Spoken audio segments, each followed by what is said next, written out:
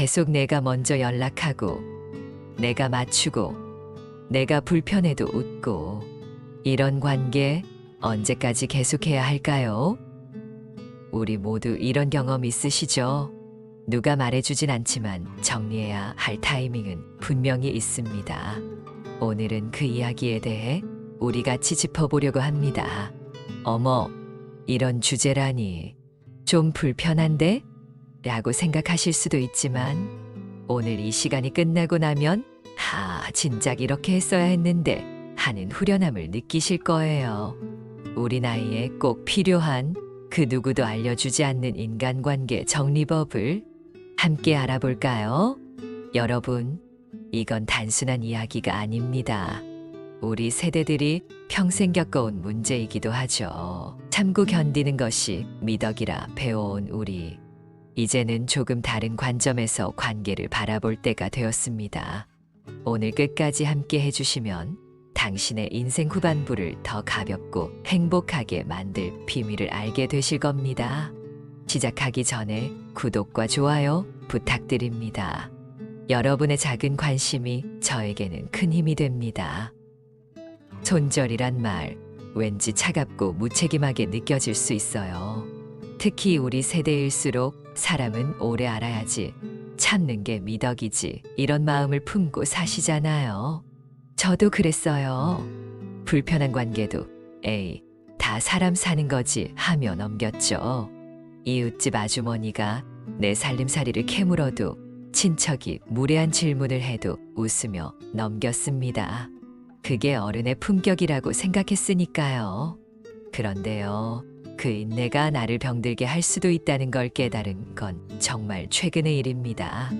관계도 옷처럼 자꾸 불편해지면 갈아입어야 해요. 여러분, 낡고 작아진 옷을 억지로 입으면 어떻게 되나요? 숨도 제대로 못 쉬고 온종일 불편하고 심지어 혈액순환에도 안 좋죠. 인간관계도 마찬가지입니다. 불편한 관계를 억지로 유지하면 건강까지 나빠질 수 있어요. 고혈압, 두통, 소화불량, 이런 증상들이 실은 스트레스 때문일 수도 있습니다. 아이고, 이 나이에 무슨 사람을 끊어. 그냥 살자. 여러분도 이런 생각 해보셨죠? 하지만 오히려 우리 나이일수록 불필요한 관계를 정리하는 게 중요합니다. 왜냐고요? 앞으로의 시간이 더 소중하니까요. 이제 우리의 시간과 에너지는 정말 소중한 것에만 써야 할 때입니다. 첫 번째로 정리를 고려해야 할 관계는 나를 계속 가볍게 대하는 사람과의 관계입니다. 말을 건네도 듣는 둥 마는 둥, 내 이야기에 늘 딴청을 피우고, 부탁할 땐 부드럽게 하면서 내가 부탁하면 바쁘다고 하는 사람, 누구나 한 명쯤은 떠오르지 않나요? 김순자 씨의 이야기를 들려드릴게요. 김순자 씨에겐 40년 지기 친구 박영미 씨가 있었습니다. 젊었을 때부터 친했던 친구였죠. 하지만 언제부턴가 박영미 씨는 김순자 씨의 말을 잘 듣지 않았어요. 영미야, 지난번에 말했던 책 정말 좋더라. 그래? 우리 손주 사진 찍었는데 볼래? 대화가 항상 이런 식이었습니다. 김순자 씨의 이야기는 중요하지 않은 것처럼 넘어가고 항상 박영미 씨의 이야기만 중심이 되었죠. 또 이런 일도 있었습니다. 김순자 씨가 이사할 때 도움을 청했는데 박영미 씨는 그날 병원 가기로 했어? 라고 했습니다. 그런데 나중에 알고 보니 그날 다른 친구들과 점심 모임을 했더라고요. 이런 사소한 무시가 반복되면 자존감에 금이 갑니다. 특히 우리 나이에는 더욱 그래요. 나를 가볍게 보는 사람은 관계도 가볍게 여긴다는 사실 반드시 기억하세요. 김순자 씨는 결국 박영미 씨와의 연락 빈도를 줄였습니다. 처음에는 어색했지만 시간이 지나면서 오히려 마음이 편해졌다고 해요. 참 이상해요. 오랜 친구와 거리를 두었는데 제 마음이 더 가벼워졌어요. 억지로 웃지 않아도 되니까요. 여러분도 주변을 한번 돌아보세요. 내 이야기는 늘 흘려듣고 내 시간과 노력은 당연하게 여기는 사람이 있나요? 그런 사람과의 관계는 다시 생각해 볼 필요가 있습니다. 두 번째 징조는 말이 칼처럼 느껴지는 사람입니다. 그 나이에 그게 되겠어? 그렇게 해서 뭐 하려고? 넌 원래 좀 그래. 이런 말 진짜 칼처럼 꽂히죠. 누구나 한 번쯤은 들어봤을 겁니다. 특히 가족이나 오래된 지인에게서 더 많이 듣는 말이기도 해요. 이영숙 씨는 늦은 나이에 그림 그리기를 시작했습니다. 평생 가정주부로 살면서 미뤄둔 꿈을 이제야 펼치게 된 거죠. 그런데 40년 지기 친구 최영자 씨는 이렇게 말했다고 합니다. 에이, 그 나이에 무슨 그림이야? 손도 떨리는데 그냥 텔레비전이나 보고 살지. 처음엔 그냥 넘겼습니다. 하지만 이런 말이 반복될수록 이영숙 씨는 자신감을 잃어갔어요. 그림 그리는 시간이 줄어들고 붓을 들 때마다 친구의 말이 떠올라 손이 떨렸습니다. 웃으면서 비꼬고 장난처럼 상처 주는 사람은 그 어떤 악플보다 독해요. 특히 우리처럼 온라인에 익숙하지 않은 세대는 실제 주변 사람들의 말에 더 큰 영향을 받잖아요. 잊지 마세요. 나를 불편하게 만드는 말은 말한 사람보다 나를 먼저 지켜야 해요. 이영숙 씨는 결국 최영자 씨와 만남의 빈도를 줄였습니다. 그리고 그림을 좋아하는 새로운 친구들을 만났죠. 놀랍게도 그림 실력이 빠르게 늘었고 지역 전시회에도 참가하게 되었습니다. 내 안에 있던 재능이 다른 사람의 말 한마디에 사라질 뻔했어요. 지금은 그림 그리는 시간이 하루 중 가장 행복한 시간이랍니다. 여러분, 주변에 이런 사람 없으신가요? 늘 당신의 꿈과 노력을 깎아내리고 그건 안 돼라는 말로 시작하는 사람.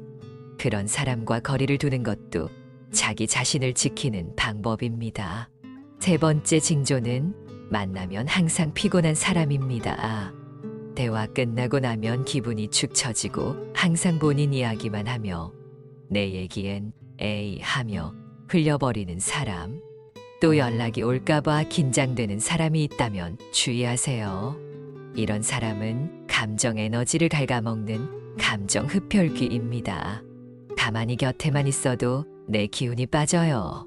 박명자 씨의 이야기를 들려드릴게요. 박명자 씨에게는 이웃에 사는 정미경 씨라는 지인이 있었습니다. 처음에는 나이도 비슷하고 같은 아파트에 산다는 이유로 가까워졌죠.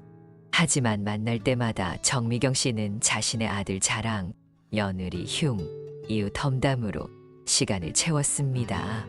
박명자 씨가 자신의 이야기를 하려고 하면 아, 그거 별거 아니야. 우리 아들은 말이야. 이렇게 화제를 돌려버렸죠.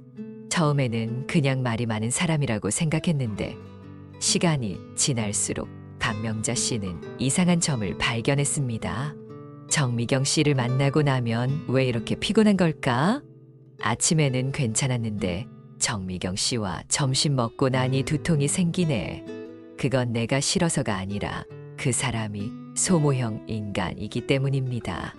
에너지를 주고받는 게 아니라 일방적으로 빼앗아가기만 하는 사람이죠. 박명자 씨는 이런 패턴을 알아차린 후 정미경 씨와의 만남을 한 달에 한 번으로 줄였습니다. 그러자 놀랍게도 건강이 좋아지고 여가 시간도 늘어났죠. 이제는 그 시간에 수채화 교실에 다니고 있다고 합니다. 몸이 가벼워졌어요. 누군가를 만나고 나서 피곤한 게 당연한 줄 알았는데 그게 아니더라고요. 좋은 사람을 만나면 오히려 에너지가 충전된답니다. 여러분, 주변에 이런 소모형 인간이 있나요? 만나면 기운이 빠지고 전화만 와도 한숨이 나오는 사람. 그런 사람과는 조금 거리를 두어도 괜찮습니다. 시니어일수록 이런 말 자주 하세요. 이 나이에 사람 정리하기도 못하고 다 오래된 사이인데 끊기 애매해요. 나만 너무 민감한가 싶어서 이런 말 정말 많이 들었습니다. 아마 여러분도 비슷한 생각 해보셨을 거예요. 저도 그랬어요. 집 근처 노인정에서 만나는 분들 중에 불편한 사람이 있어도 에이, 다 그럴 수 있지 하며 넘겼죠. 하지만 어느 날 이런 생각이 들었습니다. 내가 왜 불편함을 참아야 하지? 난 이제 70이 넘었는데 앞으로 남은 시간이 얼마나 될까? 그때 깨달았어요. 관계는 책임이 아니라 선택이라는 거요. 나를 불편하게 만드는 관계는 끊을 권리가 있습니다. 장미숙 씨의 이야기를 들어보세요. 그녀는 40년 넘게 만나온 동창회 모임이 있었습니다. 한 달에 한 번 빠지지 않고 나갔죠. 하지만 모임에 갈 때마다 불안했습니다. 너 요즘 살쪘다. 아직도 그 낡은 가방 들고 다니니? 손주는 언제 보여줄 거야? 우리 손주는 벌써 대학생인데. 모임에서 돌아올 때마다 자존감이 바닥을 쳤습니다. 그런데도 오래된 친구들인데 라는 마음에 계속 나갔죠. 어느 날 장미숙 씨는 용기를 내서 모임에 나가지 않기로 했습니다. 처음에는 전화가 빗발쳤지만 시간이 지나자 연락도 뜸해졌습니다.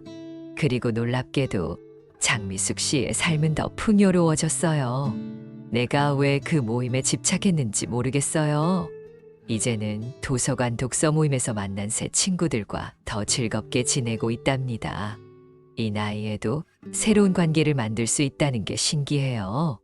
여러분, 나이가 들었다고 해서 불편한 관계를 참을 필요는 없습니다.